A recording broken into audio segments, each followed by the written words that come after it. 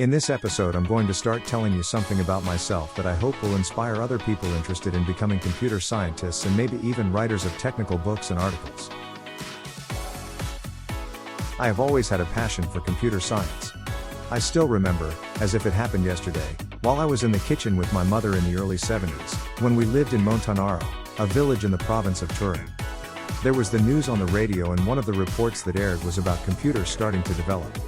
The reporter was explaining that one day there would be computers everywhere, programmable machines that would make it possible to communicate quickly at a distance and do many other things, both at work and at home for fun and leisure activities. I was excited and inspired and told my mother how I would love to get my hands on those machines.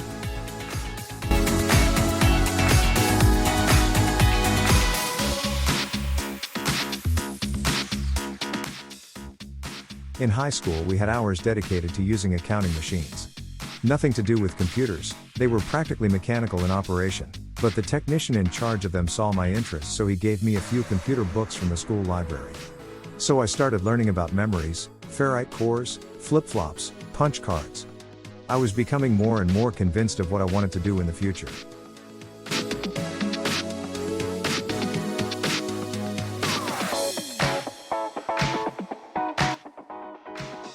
In 1984, a friend showed me his Commodore VIC-20, and there it was love for programming.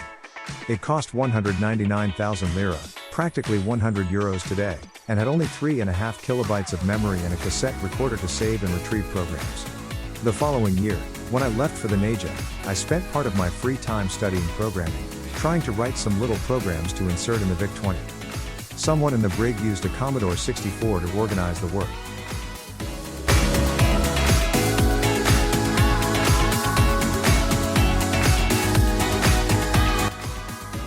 At the end of the military service, I switched to the Commodore C128D, equipped with 128 megabytes of RAM and above all with a diskette unit with which you could save and retrieve a program much faster than the tape.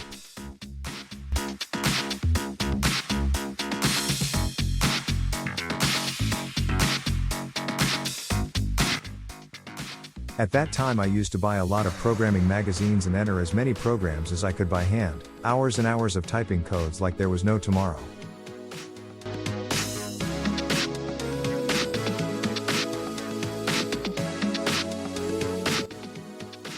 Starting to work, I had the opportunity to be the first to use a real personal computer, because my boss had noticed my predisposition, and so he wanted to see what I could do with one of those machines. It was an Olivetti M24 with MS-DOS 3.1 that at the time cost as much as 7 million lira, 3,500 euros today. In a short time, I organized a whole system of addressed books and letter types to speed up the typing of texts.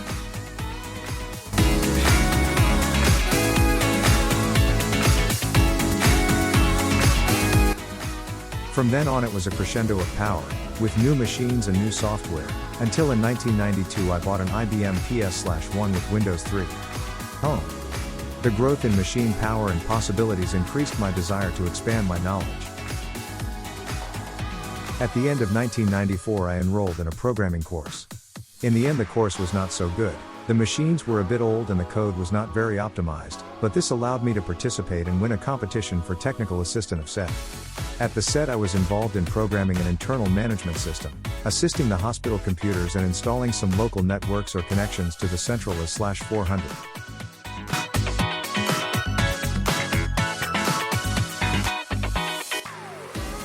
For part 2, listen to the next episode. See you soon.